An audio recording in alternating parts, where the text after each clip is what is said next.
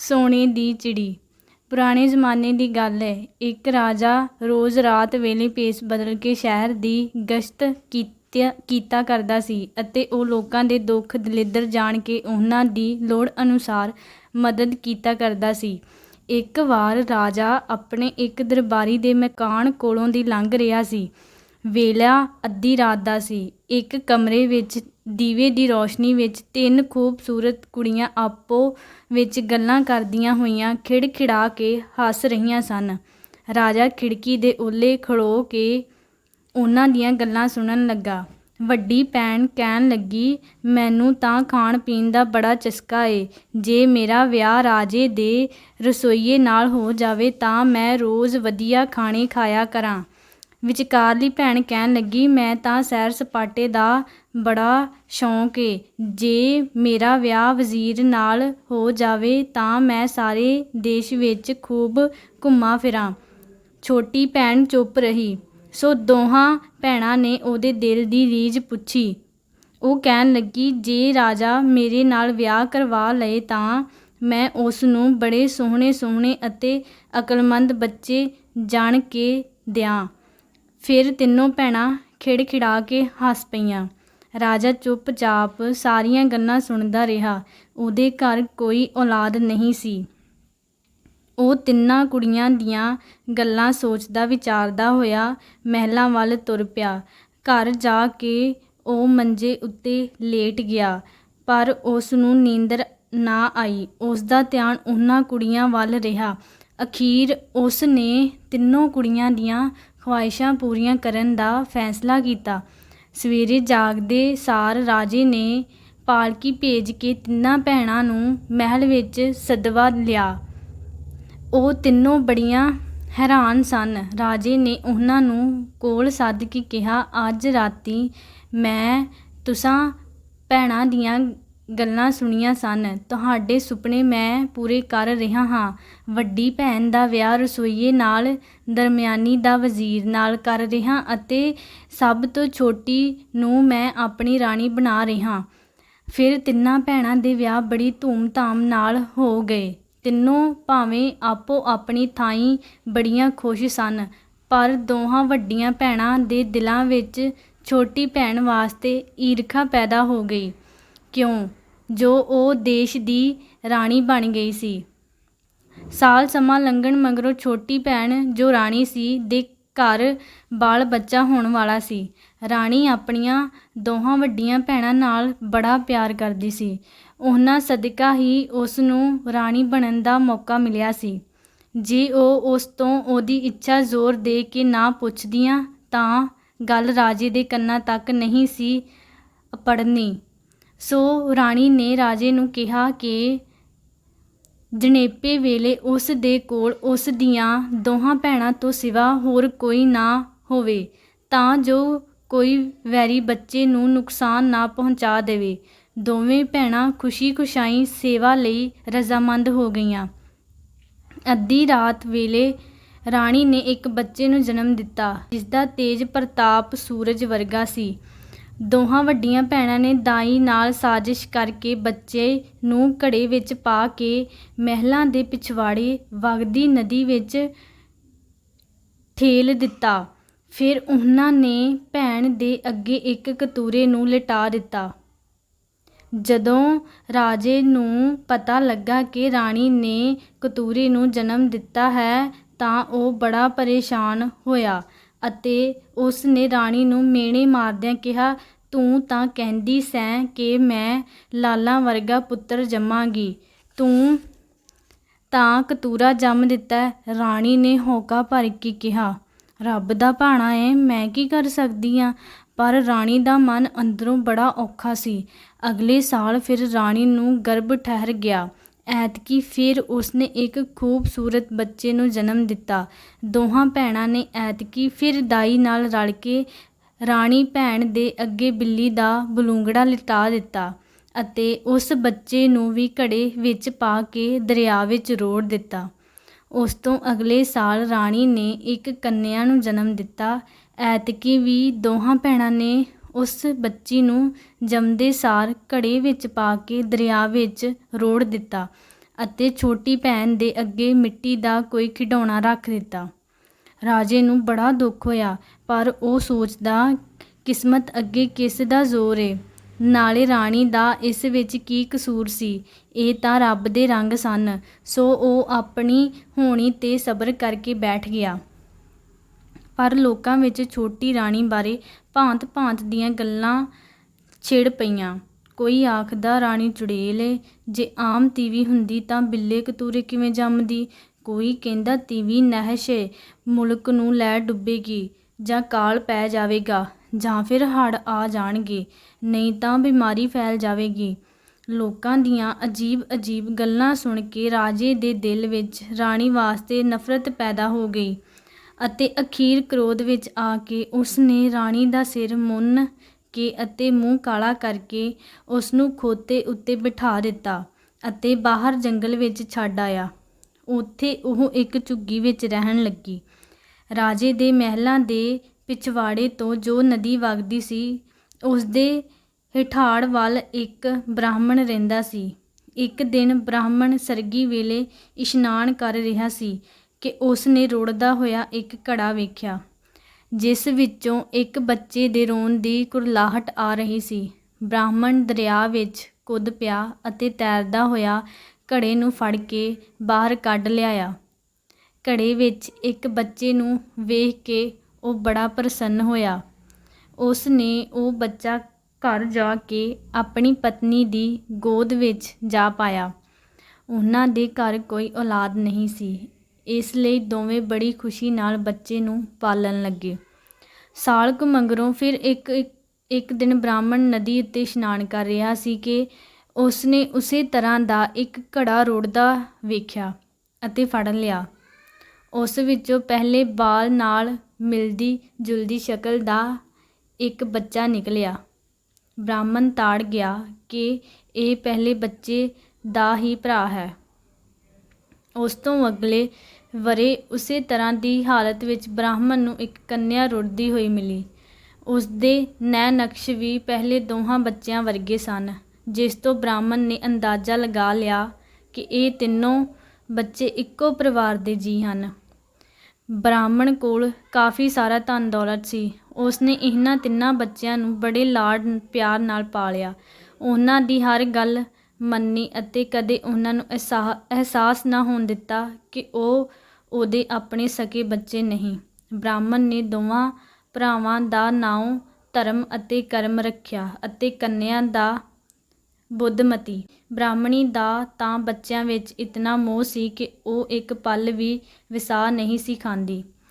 ਇਹ ਤਿੰਨੋਂ ਬੱਚੇ ਹੌਲੇ ਹੌਲੇ ਵੱਡੇ ਹੋਣ ਲੱਗੇ। ਉਹਨਾਂ ਤਿੰਨਾਂ ਦਾ ਆਪੋ ਵਿੱਚ ਬੜਾ ਸਨੇਹ ਸੀ। ਉਹ ਇੱਕ ਦੂਜੇ ਨੂੰ ਵੇਖੇ ਬਿਨਾਂ ਜੀ ਨਹੀਂ ਸਨ ਸਕਦੇ। ਪੰਡਤ ਨੇ ਉਹਨਾਂ ਨੂੰ ਹਰ ਤਰ੍ਹਾਂ ਦੀ ਵਿੱਦਿਆ ਦਿੱਤੀ, ਸੋ ਬੱਚੇ ਬੜੇ ਹੋਣਹਾਰ ਨਿਕਲ ਆਏ। ਕੁਝ ਦਿਨਾਂ ਬਾਅਦ ਬ੍ਰਾਹਮਣ ਦੀ ਮੌਤ ਹੋ ਗਈ ਅਤੇ ਕੁਝ ਕੁ ਦਿਨ ਪਿੱਛੋਂ ਉਸ ਦੀ ਪਤਨੀ ਵੀ ਬਿਮਾਰ ਰਹਿ ਕੇ ਮਰ ਗਈ। ਇੱਕ ਵਾਰ ਉਸ ਦੇਸ਼ ਦਾ ਰਾਜਾ ਹਿਰਨ ਦਾ ਸ਼ਿਕਾਰ ਖੇਡਦਾ ਹੋਇਆ ਆਪਣੇ ਸਾਥੀਆਂ ਤੋਂ ਨਿਖੜ ਗਿਆ। ਡੂੰਘੀਆਂ ਤ੍ਰਿਕਾਲਾਂ ਤੱਕ ਉਹ ਜੰਗਲ ਵਿੱਚ ਭਟਕਦਾ ਰਿਹਾ, ਪਰ ਉਸ ਨੂੰ ਕਿਧਰੇ ਵੀ ਰਸਤਾ ਨਾ ਲੱਭਾ। ਉਸ ਨੇ ਜੰਗਲ ਵਿੱਚ ਦੂਰ ਇੱਕ ਥਾਂ ਦੀਵਾ ਬਲਦਾ ਹੋਇਆ ਵੇਖਿਆ। ਦੀਵੇ ਦੀ ਜੋਤ ਦੀ ਸੋਧ ਵਿੱਚ ਉਹ ਤੁਰਦਾ ਹੋਇਆ ਅਖੀਰ ਇੱਕ ਕੁਟੀਆ ਅੱਗੇ ਜਾ ਪੁੱਜਾ। ਰਾਜਾ ਭੁੱਖ ਅਤੇ ਪਿਆਸ ਨਾਲ ਪਰੇਸ਼ਾਨ ਸੀ। ਉਸ ਨੇ ਪਾਣੀ ਮੰਗਿਆ। ਇੱਕ ਭਰਾ ਨੇ ਪਾਣੀ ਦਾ ਗਿਲਾਸ ਲਿਆ ਦਿੱਤਾ। ਭੈਣ ਨੇ ਰਾਜੇ ਨੂੰ ਥਾਲੀ ਵਿੱਚ ਰੋਟੀ ਪਾ ਕੇ ਖਾਣ ਲਈ ਦਿੱਤੀ। ਫਿਰ ਛੋਟੇ ਭਰਾ ਨੇ ਰਾਜੇ ਨੂੰ ਮੰਜੀ ਵਿਛਾ ਕੇ ਆਰਾਮ ਕਰਨ ਲਈ ਕਿਹਾ। ਮੰਜੀ ਉੱਤੇ ਲੰਮਾ ਪੈ ਕੇ ਰਾਜਾ ਉਹਨਾਂ ਨਾਲ ਗਲੀ ਰੁੱਝਿਆ ਪਿਆ। ਤੁਸੀਂ ਕੌਣ ਹੋ? ਇੱਥੇ ਜੰਗਲ ਵਿੱਚ ਇਕੱਲੇ ਕਿਵੇਂ ਰਹਿੰਦੇ ਹੋ? ਵੱਡੇ ਭਰਾ ਨੇ ਦੱਸਿਆ, ਅਸੀਂ ਬ੍ਰਾਹਮਣ ਹਾਂ। ਸਾਡੇ ਮਾਪੇ ਮਰ ਚੁੱਕੇ ਨੇ। ਸਾਡੇ ਮਾਪੇ ਕਈ ਸਾਲਾਂ ਤੋਂ ਇੱਥੇ ਹੀ ਰਹਿੰਦੇ ਸਨ। ਉਹਨਾਂ ਨੂੰ ਭਗਤੀ ਲਈ ਇਹ ਇਕਾਂਤ ਥਾਂ ਬੜੀ ਪਸੰਦ ਸੀ। ਤੁਸੀਂ ਸ਼ਹਿਰ ਚਲੋ, ਮੈਂ ਤੁਹਾਨੂੰ ਆਪਣੇ ਦਰਬਾਰ ਵਿੱਚ ਨੌਕਰੀ ਦਿਵਾ ਦਿਆਂਗਾ। ਰਾਜੇ ਨੇ ਉਹ ਬੱਚੇ ਬੜੇ ਪਿਆਰੇ ਤੇ ਹੋਣਹਾਰ ਲੱਗੇ। ਪਰ ਸਾਡੇ ਪਿਤਾ ਜੀ ਨੇ ਕਿਹਾ ਸੀ ਕਿ ਤੁਸਾਂ ਸ਼ਹਿਰ ਕਦੇ ਨਹੀਂ ਜਾਣਾ, ਭਾਵੇਂ ਕਿਤਨੀ ਵੀ ਮਜਬੂਰੀ ਹੋਵੇ। ਕਿਉਂ? ਇਹ ਤਾਂ ਪਤਾ ਨਹੀਂ, ਪਰ ਅਸੀਂ ਆਪਣੇ ਪਿਓ ਦਾ ਹੁਕਮ ਨਹੀਂ ਟਾਲ ਸਕਦੇ। ਜਦੋਂ ਸਵੇਰੇ ਰਾਜਾ ਜਾਣ ਲੱਗਾ ਤਾਂ ਉਸਨੇ ਤਿੰਨਾਂ ਬੱਚਿਆਂ ਨਾਲ ਪਿਆਰ ਕਰਦੇ ਹੋਏ ਕਿਹਾ, ਬੱਚਿਓ, ਮੈਂ ਇਸ ਦੇਸ਼ ਦਾ ਰਾਜਾ ਹਾਂ। ਸ਼ਿਕਾਰ ਖੇਡਦਾ ਹੋਇਆ ਰਸਤਾ ਭੁੱਲ ਗਿਆ ਸਾਂ। ਮੈਂ ਹੁਣ ਚੱਲਦਾ ਹਾਂ। ਜਦੋਂ ਤੁਹਾਨੂੰ ਮੇਰੀ ਲੋੜ ਪਏ ਮੇਰੇ ਕੋਲ ਆ ਜਾਣਾ। ਮੈਂ ਤੁਹਾਡੀ ਹਰ ਤਰ੍ਹਾਂ ਨਾਲ ਮਦਦ ਕਰਾਂਗਾ। ਜਾਣ ਵੇਲੇ ਰਾਜਾ ਉਹਨਾਂ ਨੂੰ ਕਾਫੀ ਸਾਰਾ ਧਨ ਦੇ ਗਿਆ। ਜਦੋਂ ਰਾਜਾ ਚਲਾ ਗਿਆ ਤਾਂ ਬੁੱਧਮਤੀ ਨੇ ਆਪਣੇ ਭਰਾਵਾਂ ਤੋਂ ਪੁੱਛਿਆ, ਰਾਜਾ ਕਿੱਥੇ ਰਹਿੰਦਾ? ਰਾਜਾ ਵੱਡੇ ਵੱਡੇ ਮਹਿਲਾਂ ਵਿੱਚ ਰਹਿੰਦਾ ਏ। ਉਸਦੇ ਮਹਿਲ ਦੇ ਚੁਫੇਰੇ ਵੱਡੇ ਵੱਡੇ ਬਾਗ ਬਗੀਚੇ ਹੁੰਦੇ ਨੇ। ਵੱਡੇ ਭਰਾ ਨੇ ਸਮਝਾਇਆ, ਮੈਂ ਵੀ ਮਹਿਲਾਂ ਵਿੱਚ ਰਹਿਣਾ ਚਾਹੁੰਦੀ ਹਾਂ। ਤੁਸੀਂ ਮੇਰੇ ਵਾਸਤੇ ਵੀ ਇਹੋ ਜਿਹਾ ਮਹਿਲ ਬਣਾ ਦਿਓ। ਬੁੱਧਮਤੀ ਕਹਿਣ ਲੱਗੀ। ਬ੍ਰਾਹਮਣ ਤਿੰਨਾਂ ਬੱਚਿਆਂ ਲਈ ਕਾਫੀ ਧਨ ਛੱਡ ਗਿਆ ਸੀ। ਇਸ ਦੇ ਇਲਾਵਾ ਰਾਜੇ ਨੇ ਵੀ ਵਾਪਸ ਜਾ ਕੇ ਆਪਣੇ ਇੱਕ ਦੂਤ ਹੱਥ ਸੋਨੇ ਦੀਆਂ ਢੇਰ ਸਾਰੀਆਂ ਮੋਹਰਾਂ ਬੱਚਿਆਂ ਵਾਸਤੇ ਭਿਜਵਾ ਦਿੱਤੀਆਂ ਸਨ। ਇਸ ਲਈ ਇਹਨਾਂ ਬੱਚਿਆਂ ਨੂੰ ਧਨ ਦਾ ਕੋਈ ਘਾਟਾ ਨਹੀਂ ਸੀ। ਧਰਮ ਤੇ ਕਰਮ ਨੇ ਬੁੱਧਮਤੀ ਦੀ ਗੱਲ ਮੰਨ ਲਈ। ਉੱਥੋਂ ਥੋੜ੍ਹੀ ਦੂਰ ਇੱਕ ਵਧੀਆ ਥਾਂ ਚੁਣ ਕੇ ਉਸ ਨੇ ਦਰਿਆ ਦੇ ਕੰਢੇ ਇੱਕ ਖੂਬਸੂਰਤ ਮਹਿਲ ਬਣਵਾਇਆ। ਮਹਿਲ ਦੇ ਚਾਰ ਚੁਫੇਰੇ ਬੜੇ ਸੁੰਦਰ ਬਗੀਚੇ ਬਣਾਏ ਗਏ। ਫਿਰ ਦੁਨੀਆ ਭਰ ਦੀਆਂ ਕੀਮਤਾਂ ਅਤੇ ਖੂਬਸੂਰਤ ਚੀਜ਼ਾਂ ਲਿਆ ਕੇ ਮਹਿਲ ਨੂੰ ਸ਼ਿੰਗਾਰਿਆ ਗਿਆ। ਵੇਖਣ ਵਿੱਚ ਉਹ ਮਹਿਲ ਰਾਜੇ ਦੇ ਮਹਿਲ ਨਾਲੋਂ ਵੀ ਵੱਧ ਖੂਬਸੂਰਤ ਲੱਗਦਾ ਸੀ। ਉਸ ਮਹਿਲ ਵਿੱਚ ਤਿੰਨੋਂ ਭੈਣ ਭਰਾ ਬੜੀ ਸ਼ਾਨ ਸ਼ੌਕਤ ਨਾਲ ਰਹਿਣ ਲੱਗ ਪਏ। ਰਾਜਿਆਂ ਵਾਂਗ ਹੀ ਉਹਨਾਂ ਨੇ ਹਾਥੀ ਘੋੜੇ ਤੇ ਨੌਕਰ ਚਾਕਰ ਰੱਖ ਲਏ। ਇੱਕ ਵਾਰ ਇੱਕ ਜੋਗੀ ਉਸ ਮਹਿਲਾਂ ਦੇ ਕੋਲੋਂ ਦੀ ਲੰਘਿਆ। ਜੰਗਲ ਵਿੱਚ ਇੱਕ ਖੂਬਸੂਰਤ ਮਹਿਲ ਵੇਖ ਕੇ ਉਹ ਹੈਰਾਨ ਰਹਿ ਗਿਆ। ਉਸ ਨੇ ਦਰਬਾਨਾਂ ਤੋਂ ਪੁੱਛਿਆ ਕਿ ਇਹ ਮਹਿਲ ਕਿਸ ਭਗਵਾਨ ਦਾ ਹੈ। ਮੈਂ ਉਸ ਦੇ ਦਰਸ਼ਨ ਕਰਕੇ ਉਸ ਨੂੰ ਆਸ਼ੀਰਵਾਦ ਦੇਣਾ ਚਾਹੁੰਦਾ ਹਾਂ। ਦਰਬਾਨ ਉਸ ਜੋਗੀ ਨੂੰ ਤਿੰਨਾਂ ਭੈਣ ਭਰਾਵਾਂ ਕੋਲ ਲੈ ਗਿਆ। ਜੋਗੀ ਕਾਫੀ ਦੇਰ ਤੱਕ ਉਹਨਾਂ ਨਾਲ ਗੱਲੀਂ ਬਾਤੀਂ ਰੁੱਝਿਆ ਰਿਹਾ। ਉਸ ਨੇ ਮਹਿਲ ਦੀ ਹਰੇਕ ਚੀਜ਼ ਦੀ ਸਿਫਤ ਕੀਤੀ। ਉਸ ਨੇ ਤਿੰਨਾਂ ਬੱਚਿਆਂ ਨੂੰ ਵਧਣ ਫੁੱਲਣ ਦੀਆਂ ਅਸੀਸਾਂ ਦਿੱਤੀਆਂ। ਜਦੋਂ ਜੋਗੀ ਜਾਣ ਲੱਗਾ ਤਾਂ ਬੁੱਧਮਤੀ ਨੇ ਕਿਹਾ, ਇਸ ਮਹਿਲ ਵਿੱਚ ਜੇ ਕਿਸੇ ਚੀਜ਼ ਦਾ ਘਾਟਾ ਹੋਵੇ ਤਾਂ ਉਹ ਦੱਸ ਦੇਵੋ, ਅਸੀਂ ਉਹ ਮੰਗਵਾ ਲਵਾਂਗੇ। ਵੈਸੇ ਤਾਂ ਇਹ ਬਹੁਤ ਖੂਬਸੂਰਤ ਹੈ, ਪਰ ਜੇ ਜ਼ਰੂਰ ਹੀ ਪੁੱਛਣਾ ਹੈ ਤਾਂ ਇਸ ਮਹਿਲ ਵਿੱਚ ਕੇਵਲ ਤਿੰਨੋਂ ਚੀਜ਼ਾਂ ਦੀ ਥੋੜ੍ਹੇ, ਸੋਨੇ ਦੀ ਚਿੜੀ, ਚਾਂਦੀ ਦਾ ਦਰਖਤ ਅਤੇ ਮੋਤੀਆਂ ਦਾ ਝਰਨਾ ਨਹੀਂ। ਜੇ ਇਹ ਤਿੰਨੋਂ ਚੀਜ਼ਾਂ ਇੱਥੇ ਆ ਜਾਣ ਤਾਂ ਇਹ ਮਹਿਲ ਸਵਰਗ ਲੋਕ ਨੂੰ ਵੀ ਮਾਤ ਪਾ ਦੇਵੇਗਾ। ਜੋਗੀ ਨੇ ਕਿਹਾ। ਪਰ ਇਹ ਚੀਜ਼ਾਂ ਕਿੱਥੋਂ ਮਿਲਣਗੀਆਂ? ਬੁੱਧਮਤੀ ਨੇ ਪੁੱਛਿਆ। ਹਿਮਾਲਿਆ ਵੱਲ ਇੱਕ ਮਾਇਆ ਸਰੋਵਰ ਹੈ। ਉੱਥੇ ਨਦੀ ਦੇ ਕੰਢੇ ਇੱਕ ਅਲੌਕਿਕ ਮਹਿਲ ਵਿੱਚ ਇਹ ਸਭ ਚੀਜ਼ਾਂ ਮੌਜੂਦ ਹਨ। ਜੋਗੀ ਨੇ ਸਾਰਾ ਰਹੱਸ ਖੋਲ੍ਹਿਆ ਅਤੇ ਕਈ ਹੋਰ ਗੱਲਾਂ ਸਮਝਾ ਕੇ ਉੱਥੋਂ ਚਲਾ ਗਿਆ। ਜੋਗੀ ਦੇ ਚਲੇ ਜਾਣ ਤੋਂ ਬਾਅਦ ਧਰਮ, ਕਰਮ ਅਤੇ ਬੁੱਧਮਤੀ ਆਪੋ ਵਿੱਚ ਵਿਚਾਰ ਕਰਨ ਲੱਗੇ ਕਿ ਕਿਵੇਂ ਉਹਨਾਂ ਤਿੰਨ ਅਜੀਬ ਚੀਜ਼ਾਂ ਨੂੰ ਪ੍ਰਾਪਤ ਕੀਤਾ ਜਾਵੇ। ਧਰਮ ਕਹਿਣ ਲੱਗਾ, ਮਾਇਆ ਸਰੋਵਰ ਉੱਤੇ ਜਾ ਕੇ ਮੈਂ ਉਹਨਾਂ ਸਭ ਚੀਜ਼ਾਂ ਨੂੰ ਲੈ ਆਉਂਦਾ ਹਾਂ। ਤੁਸੀਂ ਮੇਰੀ ਚਿੰਤਾ ਨਾ ਕਰਨਾ। ਬੁੱਧਮਤੀ ਨੇ ਧਰਮ ਨੂੰ ਬੜਾ ਵਰਜਿਆ, ਪਰ ਉਸ ਇੱਕ ਨਾ ਸੁਣੀ। ਜਾਣ ਵੇਲੇ ਧਰਮ ਨੇ ਬੁੱਧਮਤੀ ਨੂੰ ਤਲਵਾਰ ਫੜਾਉਂਦੇ ਹੋਏ ਕਿਹਾ, ਇਹ ਤਲਵਾਰ ਮੇਰੀ ਜਿੰਦ ਪ੍ਰਾਣ ਹੈ। ਜੇ ਮੈਂ ਮਰ ਗਿਆ ਤਾਂ ਇਸ ਤਲਵਾਰ ਨੂੰ ਜੰਗ ਲੱਗ ਜਾਵੇਗਾ। ਫਿਰ ਧਰਮ ਘੋੜੇ ਉੱਤੇ ਸਵਾਰ ਹੋ ਕੇ ਹਿਮਾਲਿਆ ਪਰਬਤ ਵੱਲ ਤੁਰ ਪਿਆ। ਦਿਨ ਲੰਘਦੇ ਗਏ ਤੇ ਹੌਲੀ ਹੌਲੀ ਮਹੀਨੇ ਬਣਦੇ ਗਏ। ਬੁੱਧਮਤੀ ਹਰ ਰੋਜ਼ ਜਾ ਕੇ ਤਲਵਾਰ ਵੇਖਦੀ। ਉਹ ਹਮੇਸ਼ਾ ਲਿਸ਼ਕਦੀ ਵਿਖਾਈ ਦਿੰਦੀ, ਜਿਸ ਕਰਕੇ ਉਸ ਨੂੰ ਭਰਾ ਦੀ ਸਲਾਮਤੀ ਬਾਰੇ ਤਸੱਲੀ ਰਹਿੰਦੀ। ਧਰਮ ਇੱਕ ਜੰਗਲ ਅਤੇ ਪਹਾੜਾਂ ਵਿੱਚੋਂ ਲੰਘਦਾ ਹੋਇਆ ਅਖੀਰ ਮਾਇਆ ਸਰੋਵਰ ਪਹੁੰਚਿਆ। ਉੱਥੇ ਇੱਕ ਸਰੋਵਰ ਦੇ ਕੰਢੇ ਉਸ ਨੇ ਇੱਕ ਖੂਬਸੂਰਤ ਮਹਿਲ ਵੇਖਿਆ ਜੋ ਹੀਰੇ ਤੇ ਪੰਨਿਆਂ ਨਾਲ ਜੜਿਆ ਹੋਇਆ ਸੀ। ਉਸ ਦੇ ਆਸ-ਪਾਸ ਬੜੇ ਸੁੰਦਰ ਬਗੀਚੇ ਸਨ। ਉੱਥੇ ਕੋਈ ਜੀਵ ਜੰਤੂ ਵਿਖਾਈ ਨਹੀਂ ਸੀ ਦਿੰਦਾ, ਪਰ ਇੱਕ ਮਧੁਰ ਧਨੀ ਹਵਾ ਵਿੱਚ ਗੂੰਜ ਰਹੀ ਸੀ ਜੋ ਮਨ ਨੂੰ ਟੁੰਬਦੀ ਸੀ। ਮਹਿਲ ਵਿੱਚ ਜਾਣ ਲਈ ਬੜੀਆਂ ਖੂਬਸੂਰਤ ਪੌੜੀਆਂ ਸਨ, ਜਿਨ੍ਹਾਂ ਨੂੰ ਧਰਮ ਇੱਕ ਇੱਕ ਕਰਕੇ ਚੜ੍ਹਨ ਲੱਗਾ। ਜਦੋਂ ਧਰਮ 2000 ਪੌੜੀਆਂ ਚੜ੍ਹ ਗਿਆ ਤਾਂ ਉਸ ਨੂੰ ਪਿੱਛੋਂ ਆਵਾਜ਼ਾਂ ਆਉਣ ਲੱਗੀਆਂ, ਧਰਮ ਠਹਿਰ ਜਾ, ਅੱਗੇ ਨਾ ਜਾਈਂ। ਜੋਗੀ ਨੇ ਧਰਮ ਨੂੰ ਸਮਝਾਇਆ ਸੀ ਕਿ ਜਦੋਂ ਉਹ ਮਾਇਆ ਸਰੋਵਰ ਉੱਤੇ ਜਾ ਪੁੱਜ ਜਾਵੇ ਤਾਂ ਉਹ ਫਿਰ ਮੰਜ਼ਿਲ 'ਤੇ ਪਹੁੰਚੇ ਬਗੈਰ ਕਦੇ ਭਲ ਭੁਲੇਖੇ ਵੀ ਪਿੱਛੇ ਵੱਲ ਨਾ ਵੇਖੇ, ਖਾਸ ਤੌਰ 'ਤੇ ਉਦੋਂ ਜਦੋਂ ਉਸ ਨੂੰ ਆਵਾਜ਼ਾਂ ਪੈ ਰਹੀਆਂ ਹੋਣ। ਜੇ ਉਸਨੇ ਪਰਤ ਕੇ ਵੇਖ ਲਿਆ ਤਾਂ ਉਸਦੀ ਸਾਰੀ ਸਾਧਨਾ ਬੇਕਾਰ ਹੋ ਜਾਵੇਗੀ। ਸੋ ਧਰਮ ਆਵਾਜ਼ਾਂ ਤੋਂ ਲਾਪਰਵਾਹ ਪੌੜੀਆਂ ਚੜ੍ਹਦਾ ਗਿਆ, ਪਰ ਫਿਰ ਉਸ ਦੇ ਕੰਨਾਂ ਵਿੱਚ ਇੱਕ ਆਵਾਜ਼ ਪਈ, ਧਰਮ ਬੇਟੇ, ਮੈਂ ਇੱਥੇ ਹਾਂ, ਤੇਰੇ ਪਿੱਛੇ, ਵੇਖ ਲੈ। ਇਹ ਆਵਾਜ਼ ਤਾਂ ਉਸਦੇ ਲੈਪਾਲਕ ਬ੍ਰਾਹਮਣ ਦੀ ਸੀ, ਸੋ ਉਹ ਪਿੱਛੇ ਪਰਤ ਕੇ ਵੇਖੇ ਬਗੈਰ ਰਹਿ ਨਾ ਸਕਿਆ। ਪਿੱਛੇ ਵੇਖਣ ਦੀ ਢਿੱਲ ਸੀ ਕਿ ਧਰਮ ਉਸੇ ਵੇਲੇ ਉਸੇ ਪਲ ਪੱਥਰ ਬਣ ਗਿਆ। ਅਗਲੇ ਦਿਨ ਸਵੇਰੇ ਜਾਗਦੇ ਸਾਰ ਭੈਣ ਨੇ ਜਦੋਂ ਤਲਵਾਰ ਵੇਖੀ ਤਾਂ ਉਸ ਨੂੰ ਜੰਗ ਲੱਗਾ ਹੋਇਆ ਸੀ। ਬੁੱਧਮਤੀ ਬੜੀ ਦੁਖੀ ਹੋਈ, ਪਰ ਕਰਮ ਨੇ ਉਸ ਨੂੰ ਦਿਲਾਸਾ ਦਿੰਦਿਆਂ ਕਿਹਾ, ਹੋ ਸਕਦਾ ਏ ਕਿ ਸਾਡਾ ਭਰਾ ਕਿਸੇ ਜੰਗਲ ਵਿੱਚ ਭਟਕਦਾ ਫਿਰਦਾ ਹੋਵੇ ਅਤੇ ਕਿਸੇ ਵੱਡੀ ਮੁਸੀਬਤ ਵਿੱਚ ਫਸ ਗਿਆ ਹੋਵੇ। ਮੈਂ ਜਾ ਕੇ ਉਸ ਨੂੰ ਢੂੰਡਦਾ ਹਾਂ। ਜੇ ਉਹ ਮਰ ਵੀ ਗਿਆ ਹੋਇਆ ਤਾਂ ਵੀ ਮੈਂ ਅੰਮ੍ਰਿਤ ਸਰੋਵਰ ਦੇ ਸੰਜੀਵਨੀ ਜਲ ਨਾਲ ਉਸ ਨੂੰ ਮੁੜ ਜ਼ਿੰਦਾ ਕਰ ਲਵਾਂਗਾ। ਤੂੰ ਚਿੰਤਾ ਨਾ ਕਰ। ਫਿਰ ਕਰਮ ਨੇ ਭੈਣ ਨੂੰ ਇੱਕ ਤੀਰ ਕਮਾਨ ਦਿੰਦਿਆਂ ਕਿਹਾ, ਇਸ ਤੀਰ ਕਮਾਨ ਵਿੱਚ ਮੇਰੀ ਜਿੰਦ ਜਾਨ ਏ। ਜੇ ਮੈਂ ਮਰ ਗਿਆ ਤਾਂ ਇਹ ਕਮਾਨ ਟੁੱਟ ਜਾਵੇਗੀ। ਕਰਮ ਘੋੜੇ ਉੱਤੇ ਸਵਾਰ ਹੋ ਕੇ ਮਾਇਆ ਸਰੋਵਰ ਵੱਲ ਤੁਰ ਪਿਆ। ਰਸਤੇ ਵਿੱਚ ਉਹ ਆਪਣੇ ਵੱਡੇ ਭਰਾ ਧਰਮ ਬਾਰੇ ਪੁੱਛ-ਗਿੱਛ ਕਰਦਾ ਰਿਹਾ। ਉਸ ਨੂੰ ਲੋਕਾਂ ਤੋਂ ਪਤਾ ਚੱਲਿਆ ਕਿ ਉਸਦੀ ਸ਼ਕਲ ਤਾਂ ਇੱਕ ਘੋੜਸਵਾਰ ਇੱਧਰੋਂ ਦੀ ਪਹਿਲਾਂ ਵੀ ਲੰਘਿਆ ਸੀ। ਅਖੀਰ ਕਰਮ ਕਈ ਤਕਲੀਫਾਂ ਝਾਕਦਾ ਹੋਇਆ ਮਾਇਆ ਸਰੋਵਰ ਜਾ ਪੁੱਜਾ। ਸਾਰੇ ਵਾਤਾਵਰਨ ਵਿੱਚ ਮਧੁਰ ਸੰਗੀਤ ਘੁਲਿਆ ਹੋਇਆ ਸੀ। ਜਾਪਦਾ ਸੀ ਕਿ ਮਹਿਲ ਦੇ ਅੰਦਰ ਪਰੀਆਂ ਨੱਚ ਅਤੇ ਗਾ ਰਹੀਆਂ ਸਨ।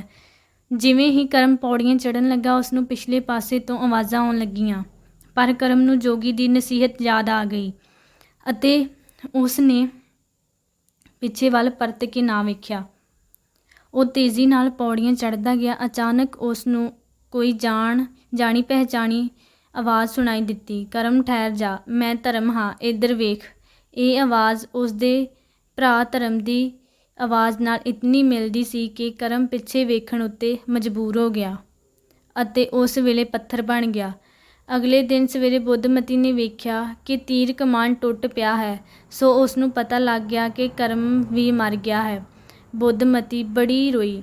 ਮਹਿਲ ਦੀ ਝੂਠੀ ਸ਼ਾਨ ਕਾਇਮ ਰੱਖਣ ਲਈ ਉਸ ਨੇ ਦੋਵਾਂ ਭਰਾ ਗਵਾ ਲਏ। ਜੇ ਹੁਣ ਉਹ ਸਭ ਅਲੌਕਿਕ ਚੀਜ਼ਾਂ ਪ੍ਰਾਪਤ ਵੀ ਹੋ ਗਈਆਂ ਤਾਂ ਵੀ ਉਹ ਭਰਾਵਾਂ ਤੋਂ ਬਗੈਰ ਉਹਨਾਂ ਨੂੰ ਕੀ ਕਰੇਗੀ। ਕਾਫੀ ਦੇਰ ਤੱਕ ਬੁੱਧਮਤੀ ਉਦਾਸ ਬੈਠੀ ਝੂਰਦੀ ਰਹੀ। ਫਿਰ ਉਹ ਹੌਸਲਾ ਕਰਕੇ ਉੱਠ ਖਲੋਤੀ, ਜੇ ਮੇਰੇ ਦਿਲ ਵਿੱਚ ਭਰਾਵਾਂ ਵਾਸਤੇ ਸੱਚਾ ਪਿਆਰ ਹੋਇਆ ਤਾਂ ਮੈਂ ਉਹਨਾਂ ਦੋਹਾਂ ਨੂੰ ਅਗਲੇ ਲੋਕ ਵਿੱਚੋਂ ਵੀ ਵਾਪਸ ਲੈ ਆਵਾਂਗੀ। ਜੇ ਚਾਂਦੀ ਦਾ ਦਰਖਤ ਮਿਲ ਗਿਆ ਤਾਂ ਉਹਦਾ ਜਲ ਤਾਂ ਮੋਏ ਹੋਏ ਪ੍ਰਾਣੀਆਂ ਨੂੰ ਜ਼ਿੰਦਾ ਕਰ ਸਕਦਾ ਏ। ਇਉਂ ਸੋਚਦੀ ਬੁੱਧਮਤੀ ਉੱਥੋਂ ਤੁਰ ਪਈ। ਕਈ ਦਿਨਾਂ ਦੇ ਲੰਮੇ ਸਫ਼ਰ ਮਗਰੋਂ ਅਖੀਰ ਬੁੱਧਮਤੀ ਮਾਇਆ ਪਹਾੜ ਉੱਤੇ ਪੁੱਜੀ। ਰਸਤੇ ਵਿੱਚ ਉਸ ਨੂੰ ਲੋਕਾਂ ਤੋਂ ਪਤਾ ਚੱਲਿਆ ਕਿ ਦੋ ਯੁਵਕ ਇੱਕ ਦੂਜੇ ਦੇ ਅੱਗੜ ਪਿੱਛੜ ਇਸੇ ਪਾਸੇ ਵੱਲ ਗਏ ਸਨ, ਸੋ ਉਹਦਾ ਹੌਸਲਾ ਵੱਧ ਗਿਆ। ਕਈ ਦਿਨ ਦੇ ਲੰਮੇ ਸਫ਼ਰ ਮਗਰੋਂ ਜਦੋਂ ਉਹ ਮਾਇਆ ਮਹਿਲ ਦੇ ਕੋਲ ਪੁੱਜੀ ਤਾਂ ਉੱਥੇ ਉਸਨੇ ਕਈ ਤਰ੍ਹਾਂ ਦੇ ਦਾਨਵਾਂ ਤੇ ਭੂਤ ਪ੍ਰੇਤਾਂ ਨੂੰ ਵੱਡੇ ਵੱਡੇ ਸੱਪਾਂ, ਸ਼ੇਰਾਂ ਅਤੇ ਹੋਰ ਬਲਾਵਾਂ ਉੱਤੇ ਸਵਾਰ ਘੁੰਮਦੇ ਫਿਰਦੇ ਵੇਖਿਆ। ਬੁੱਧਮਤੀ ਦਾ ਮਨ ਦਹਿਲ ਗਿਆ, ਪਰ ਉਸਨੇ ਮਨ ਨੂੰ ਪੱਕਿਆ ਰੱਖਿਆ, ਜਿਸ ਕਰਕੇ ਕਿਸੇ ਵੀ ਪ੍ਰੇਤ ਨੇ ਉਸ ਨੂੰ ਕੁਝ ਨਾ ਕਿਹਾ। ਸਭ ਡਰਾਉਂਦੇ ਧਮਕਾਉਂਦੇ ਇੱਕ ਇੱਕ ਕਰਕੇ ਹਵਾ ਵਿੱਚ ਅਲੋਪ ਹੋ ਗਏ, ਪਰ ਉਹਨਾਂ ਦੀਆਂ ਡਰਾਉਣੀਆਂ ਆਵਾਜ਼ਾਂ ਫਿਰ ਵੀ ਉਸ ਨੂੰ ਸੁਣਾਈ ਦਿੰਦੀਆਂ ਰਹੀਆਂ। ਫਿਰ ਬੁੱਧਮਤੀ ਹੌਸਲਾ ਕਰਕੇ ਮਹਿਲ ਦੀਆਂ ਪੌੜੀਆਂ ਚੜ੍ਹਨ ਲੱਗੀ ਤਾਂ ਉਸ ਨੂੰ ਕਈ ਪਛਾਣੀਆਂ ਹੋਈਆਂ ਆਵਾਜ਼ਾਂ ਸੁਣਾਈ ਦਿੱਤੀਆਂ, ਪਰ ਬੁੱਧਮਤੀ ਸੰਭਲ ਗਈ। ਉਸ ਨੇ ਸੋਚਿਆ, ਪਿੱਛੇ ਵੇਖਣ ਨਾਲ ਤਾਂ ਉਹ ਪੱਥਰ ਬਣ ਜਾਵੇਗੀ, ਸੋ ਉਸ ਨੇ ਆਪਣੀ ਕੰਨਾਂ ਵਿੱਚ ਉਂਗਲ ਦੇ ਲਈਆਂ। ਜਿਸ ਨਾਲ ਆਵਾਜ਼ਾਂ ਕੁਝ ਮੱਧਮ ਪੈ ਗਈਆਂ, ਪਰ ਤਾਂ ਵੀ ਉਸਦਾ ਮਨ ਪਰਤ ਕੇ ਵੇਖਣ ਲਈ ਤਾਂਘਦਾ। ਤਾਂ ਬੁੱਧਮਤੀ ਨੇ ਆਪਣੇ ਦੁਪੱਟੇ ਨਾਲ ਕੁਝ ਕੱਪੜਾ ਪਾੜ ਕੇ ਦੋਹਾਂ ਕੰਨਾਂ ਵਿੱਚ ਤੁੰਨ ਲਿਆ। ਹੁਣ ਉਸ ਨੂੰ ਕੋਈ ਆਵਾਜ਼ ਨਹੀਂ ਸੀ ਆ ਰਹੀ। ਪੌੜੀਆਂ ਚੜ੍ਹ ਕੇ ਉਹ ਇੱਕ ਵਿਸ਼ਾਲ ਦਲਾਨ ਵਿੱਚ ਪੁੱਜੀ, ਜਿੱਥੇ ਇੱਕ ਛੋਟੇ ਜਿਹੇ ਹੌਜ਼ ਦੇ ਕੰਢੇ ਉਸਨੇ ਇੱਕ ਚਾਂਦੀ ਰੰਗਾ ਦਰੱਖਤ ਵੇਖਿਆ। ਉਸੇ ਦਰੱਖਤ ਨਾਲ ਇੱਕ ਸੋਨੇ ਦਾ ਪਿੰਜਰ ਲਟਕ ਰਿਹਾ ਸੀ, ਜਿਸ ਵਿੱਚ ਇੱਕ ਸੁਨਹਿਰੀ ਚਿੜੀ ਸੀ। ਚਿੜੀ ਨੇ ਬੁੱਧਮਤੀ ਨੂੰ ਵੇਖਦਿਆਂ ਸਾਰ ਬੜੀ ਮਧੁਰ ਧੁਨੀ ਵਿੱਚ ਚਹਿਕਣਾ ਸ਼ੁਰੂ ਕੀਤਾ। ਬੁੱਧਮਤੀ ਬੜੇ ਉਤਸ਼ਾਹ ਨਾਲ ਰੁਪਹਿਰੀ ਦਰੱਖਤ ਦੇ ਕੋਲ ਪੁੱਜੀ। ਉਸ ਦੇ ਚਾਰ ਚੁਫੇਰੇ ਵੇਖਿਆ, ਉੱਥੇ ਕੋਈ ਨਹੀਂ ਸੀ। ਫਿਰ ਉਸ ਸੁਨਹਿਰੀ ਪਿੰਜਰੇ ਨੂੰ ਫੜਨ ਲਈ ਹੱਥ ਵਧਾਇਆ। ਫਜ਼ਾਂ ਵਿੱਚ ਆਵਾਜ਼ਾਂ ਗੂੰਜੀਆਂ, "ਇਹ ਪਿੰਜਰਾ ਨਾ ਉਤਾਰ, ਖਬਰਦਾਰ, ਹੱਥ ਨਾ ਲਾਈਂ।" ਪਰ ਬੁੱਧਮਤੀ ਨੇ ਹੌਸਲਾ ਕਰਕੇ ਦਰੱਖਤ ਨਾਲੋਂ ਪਿੰਜਰਾ ਉਤਾਰ ਲਿਆ ਤਾਂ ਸੁਨਹਿਰੀ ਚਿੜੀ ਚੀਂ ਚੀਂ ਕਰਦੀ ਹੋਈ ਕਹਿਣ ਲੱਗੀ, "ਅੱਜ ਤੋਂ ਮੈਂ ਤੇਰੇ ਕਬਜ਼ੇ ਵਿੱਚ ਹਾਂ। ਤੇਰਾ ਭਲਾ ਇਸੇ ਗੱਲ ਵਿੱਚ ਹੈ ਕਿ ਤੂੰ ਉਸ ਨਿਗਾਰੇ ਉੱਤੇ ਚੋਟ ਮਾਰ, ਡੰਕਾ ਮਾਰ, ਮਗਰੋਂ ਇਸ ਸਾਰੇ ਮਹਿਲ ਉੱਤੇ ਤੇਰਾ ਰਾਜ ਹੋ ਜਾਵੇਗਾ। ਫਿਰ ਸਭ ਭੂਤ ਪ੍ਰੇਤ ਤੇ ਇੱਥੋਂ ਦੀਆਂ ਦੈਵੀ ਸ਼ਕਤੀਆਂ ਤੇਰੇ ਅਧੀਨ ਹੋ ਜਾਣਗੀਆਂ।" ਬੁੱਧਮਤੀ ਦੌੜਦੀ ਹੋਈ ਗਈ ਅਤੇ ਉਸ ਨੇ ਨਗਾਰੇ ਉੱਤੇ ਚੋਟ ਮਾਰੀ।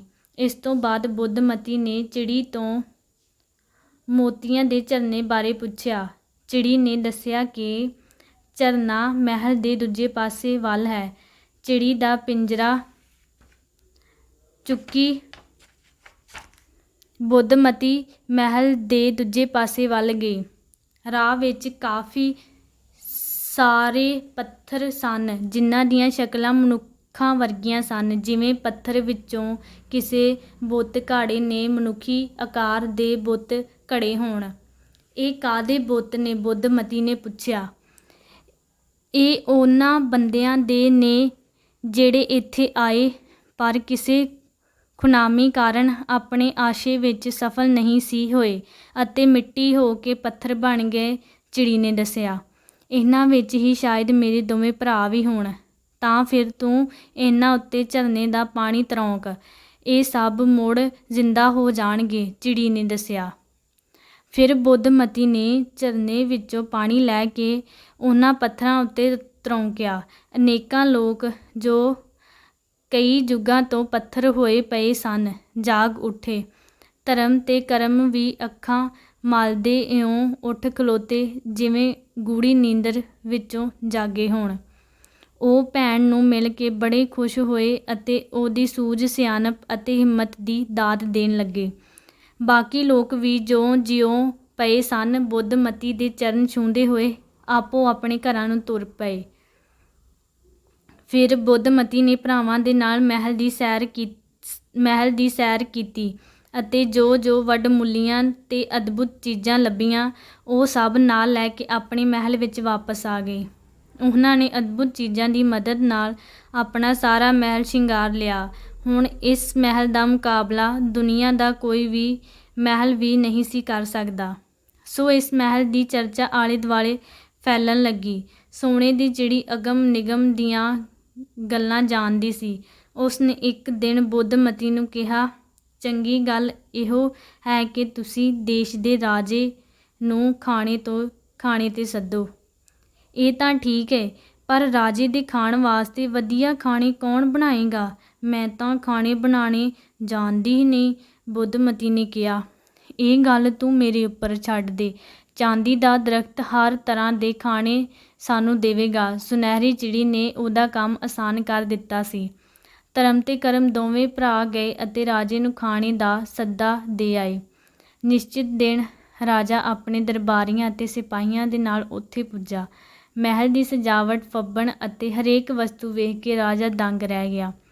ਇੱਥੇ ਹਰ ਚੀਜ਼ ਅਲੌਕਿਕ ਤੇ ਅਦਭੁਤ ਸੀ। ਰਾਜੇ ਨੇ ਮਹਿਲ ਦੀ ਬੜੀ ਪ੍ਰਸ਼ੰਸਾ ਕੀਤੀ।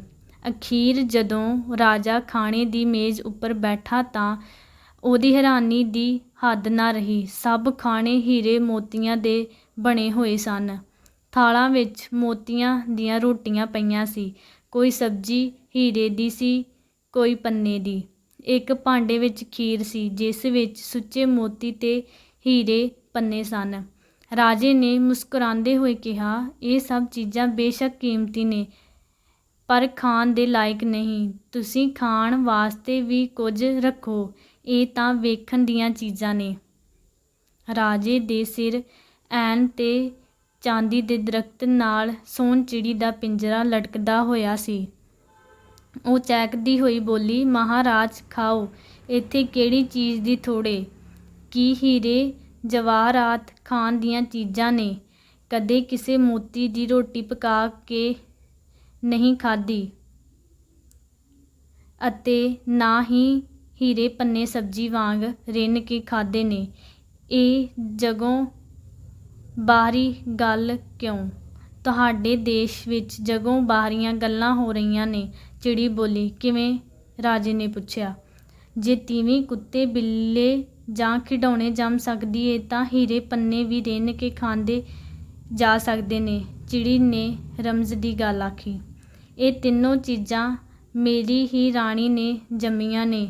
ਇਹ ਹੋ ਸਕਦਾ ਏ, ਪਰ ਉਹ ਸਭ ਪਖੰਡ ਸੀ ਜੋ ਰਾਣੀ ਦੀਆਂ ਭੈਣਾਂ ਨੇ ਈਰਖਾ ਵਿੱਚ ਕੀਤਾ। ਉਦੋਂ ਵੀ ਤੁਹਾਡੇ ਘਰ ਲਾਲਾਂ ਵਰਗੇ ਬੱਚੇ ਜੰਮੇ ਸਨ। ਚਿੜੀ ਨੇ ਅਸਲੀ ਭੇਦ ਖੋਲ੍ਹ ਦਿੱਤਾ। ਹੈਂ, ਇਹ ਸੱਚ ਏ? ਉਹ ਬੱਚੇ ਹੁਣ ਕਿੱਥੇ ਨੇ? ਰਾਜੇ ਨੇ ਹੈਰਾਨ ਹੋ ਕੇ ਪੁੱਛਿਆ। ਇਹ ਮਹਿਲ ਤੁਹਾਡੇ ਹੀ ਬੱਚਿਆਂ ਦਾ ਏ। ਫਿਰ ਚਿੜੀ ਨੇ ਸਾਰੀ ਕਹਾਣੀ ਅਲਫ ਤੋਂ ਯੇ ਤੱਕ ਕਹਿ ਸੁਣਾਈ ਅਤੇ ਅਖੀਰ ਵਿੱਚ ਕਿਹਾ, ਅਜੇ ਵੀ ਕੁਝ ਨਹੀਂ ਵਿਗੜਿਆ। ਇਹਨਾਂ ਬੱਚਿਆਂ ਦੀ ਮਾਂ ਦਰਿਆ ਦੇ ਕੰਢੇ ਝੁੱਗੀ ਵਿੱਚ ਰਹਿੰਦੀ ਏ, ਉਸ ਨੂੰ ਵਾਪਸ ਲੈ ਆਓ। ਬੱਚੇ ਵੀ ਚਿੜੀ ਦੀਆਂ ਗੱਲਾਂ ਸੁਣ ਕੇ ਉਤਸ਼ਾਹ ਵਿੱਚ ਆ ਗਏ ਅਤੇ ਰਾਜੇ ਨੂੰ ਗਲਵੱਕੜੀ ਪਾ ਕੇ ਮਿਲੇ। ਰਾਜਾ ਉਸ ਵੇਲੇ ਜੰਗਲ ਵਿੱਚ ਗਿਆ। ਰਾਣੀ ਉੱਥੇ ਫਟੇ ਪੁਰਾਣੇ ਕੱਪੜੇ ਪਹਿਨੀ ਇੱਕ ਝੁੱਗੀ ਵਿੱਚ ਰਹਿ ਰਹੀ ਸੀ। ਉਹਦਾ ਪਿੰਡਾ ਕਾਲਾ ਪੈ ਗਿਆ ਸੀ ਤੇ ਜਿਸਮ ਲਿਸਾ। ਰਾਜੇ ਨੇ ਰਾਣੀ ਦੇ ਪੈਰਾਂ ਉੱਤੇ ਡਿੱਗ ਕੇ ਭੁੱਲ ਬਖਸ਼ਾਈ। ਰਾਣੀ ਨੂੰ ਉਹ ਸ਼ਾਨ ਸ਼ੌਕਤ ਨਾਲ ਘਰ ਲੈ ਆਇਆ। ਰਾਣੀ ਬੱਚਿਆਂ ਨੂੰ ਮਿਲ ਕੇ ਖੁਸ਼ੀ ਵਿੱਚ ਫੁੱਲੀ ਨਾ ਸਮਾਈ। ਫਿਰ ਰਾਜੇ ਨੇ ਕ੍ਰੋਧ ਵਿੱਚ ਆ ਕੇ ਛੋਟੀ ਰਾਣੀ ਦੀਆਂ ਦੋਹਾਂ ਭੈਣਾਂ ਨੂੰ ਜਿਉਂਦਾ ਹੀ ਧਰਤੀ ਵਿੱਚ ਦੱਬ ਦਿੱਤਾ। ਉਹਨਾਂ ਨੂੰ ਆਪਣੇ ਕੀਤੇ ਦਾ ਫਲ ਮਿਲ ਗਿਆ।